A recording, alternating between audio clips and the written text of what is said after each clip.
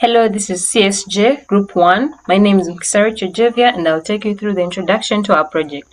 Our project is an AI-powered poultry disease detection system using computer vision on poultry droppings and satellite-derived environmental data. When we talk about AI-powered, think about the system using AI algorithms such as machine learning to do the heavy lifting. Poultry disease detection, its job is to spot signs of illness in chickens or other birds before an outbreak spreads.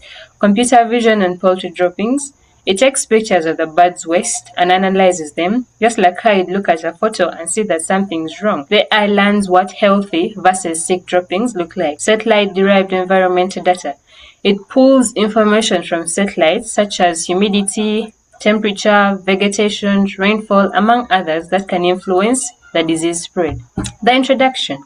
The challenge of poultry health. Poultry farming is critical for food security and income in Uganda, providing affordable protein through eggs and meat. However, diseases like coccidiosis, Newcastle, and influenza can cause high mortality rates and economic losses. Early detection remains challenging. Farmers lack expertise to interpret poultry droppings, the earliest disease indicators. Most diagnosis methods are manual, delayed, and expensive. This is where our project comes in through AI and computer vision to offer automated disease detection through image analysis, while the satellite data monitors environmental risk factors like humidity, temperature, rainfall, among others. What is our problem statement? What are the critical gaps in disease detection? We talk about lead detection, limited expertise, reactive approach, missing environmental context. Lead detection. Farmers experience significant losses due to delayed disease identification and poor prediction capabilities. Think about a new farmer rearing broilers. In case the sickness is delayed to be identified, it will cause more losses before you start getting your profits, because once sickness attacks these birds and you don't treat it early enough, there and then all the birds will be infected and you'll lose your harvest. Limited expertise. Manual diagnosis is subjective and dependent on costly, inaccessible vet services. Farmers cannot accurately interpret dropping changes. Missing environmental context. Current solutions ignore climate and land conditions such as temperature, rainfall, humidity, sunshine that is critically needed. It's necessary for the good health of these birds. These strongly influence disease outbreaks, such as those that break out during warm seasons, cold seasons, humid seasons.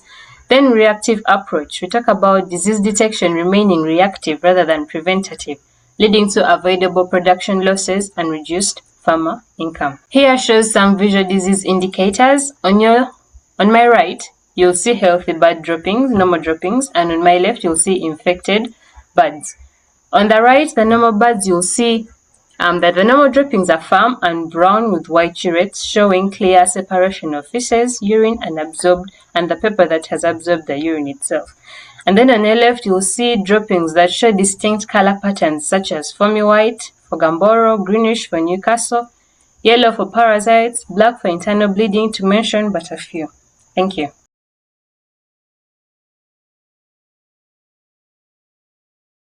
Yes, my name is Kennedy Kisame, and I'll be talking about the objectives of our project. So to start with is the main objective. So our main objective is to design an AI-powered system that integrates computer vision and satellite data for early poultry disease detection. So our main objective, or our main emphasis for this proposal, is to design an AI-powered system that is an integration of computer vision and satellite data imagery. So basically what you are aiming at is a system that help farmers detect diseases of poultry early through droppings of the poultry. So what the farmer will do is just take a picture of the droppings, put in scan. So our app, using the app, the farmer will take the picture of the droppings. Our system will do the analysis to detect that this is an healthy bird, this is an healthy bird. So that is our main objective. So moving forward, the specific objectives. To start with, our number one objective is conducting literature review to identify the existing gaps. Then also talk about the model development, talk about the performance evaluation, then the mobile application design. Yes, so to begin with, we're aiming to identify the research gap in the existing literature. That is our first specific objective. With this objective, our main aim is to find the gap, the existing research gap between the AI and the computer vision approaches for determining. So our next objective to that is model development. We aim at developing a computer-based model capable of classifying droppings into healthy and diseased categories using images. So here we are aiming at classifying poultry droppings into healthy ones and unhealthy ones. So our other specific objective is to evaluate the performance of the developed system using standard metrics such as precision, recall, and accuracy. So then our last objective is to develop and design a mobile-based application that prevents disease detection and also integrates environmental alerts and also supports farmers, gives them advice on how to identify diseases in poultry.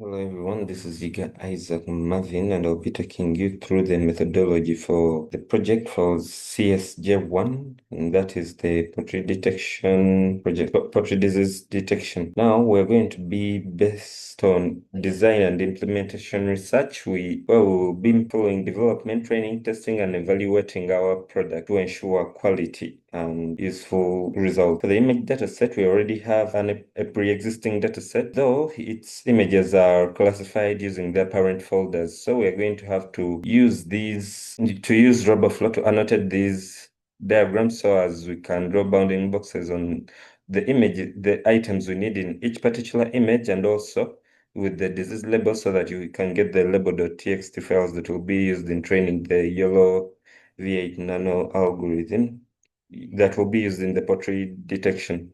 Well, as for the environmental data, we are going to be using satellite information from NASA Power and Copernicus for outbreak alert, and this will be used in a sort of score system. It will be a risk score system whereby it will be following different thresholds so as it can tell you, it informs you at what risk you are for your poultry gaining a particular disease.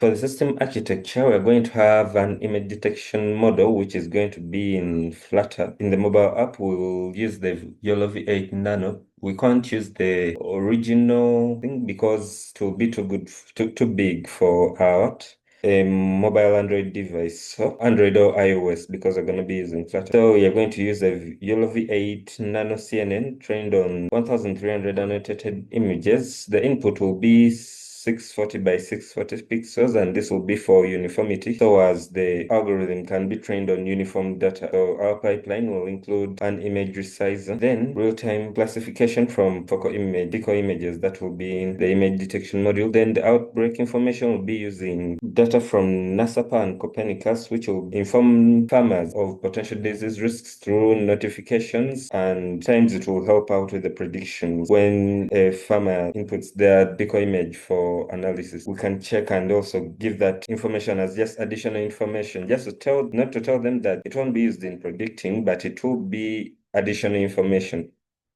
Then the AI chatbot will be like the farmer's assistant, more of an advisory support, and it will be able to explain to farmer any questions that he has about his poultry preventive measures, any explanations on maybe how to feed, how to treat a certain disease, what's happening when he's seeing certain behavior from their poultry. That's what the AI chatbot module will be doing majorly. And then for the user interface module, we'll be using Flutter Mobile, and the web application will be for us as the developers that will be doing continuous data retrieval from the mobile apps. That is the people's inputs, the results, and the chatbot interactions in real time that will be used for future use in fine-tuning our product. The expected impact and significance, we expect at least a minimum of 85% in the fecal image analysis detection. Whereas for the risk prediction, we want at least a 78%, since this is going to be score-based. So it doesn't have to be, it's going to be more of additional information. The key benefits will be early disease detection, since the farmer will always have an AI vet on site at any time. It will be affordable and accessible for smallholder farmers. Proactive disease management, preventing economic losses for the farmers, and also supports food security and sustainable agriculture in the country as a whole. The implementation will do pilot testing, whereby we'll have to try out our app with the users themselves, which is 5 to 10 farms in Uganda that we have connected with over a 3-month period. And this phase will be just for validating the system, just a quality assurance and validation to ensure that our app is working well and won't be bringing up any issues during real time. Then training and adoption. After this pilot testing, we'll have to train interested farmers and farmer training programs in collaboration with local agriculture extension services. It will be in workshops, materials that will be seen on social media and in social engagement. Stakeholder engagement, it is scaling and sustainability. Of course, for long-term impact and broader reach, we aim for integration with existing vet services and agricultural cooperatives, so as not only can the farmer be able to only predict their disease, but also be able to talk to a vet, maybe someone who is experienced with that particular area or the nearest vet, and will be able to also collect data from that vet as well in collaboration with them to ensure sustainability of the solution across a wide agricultural landscape in Uganda. Yes, and I believe that will be all from me. Yes, thank you very much.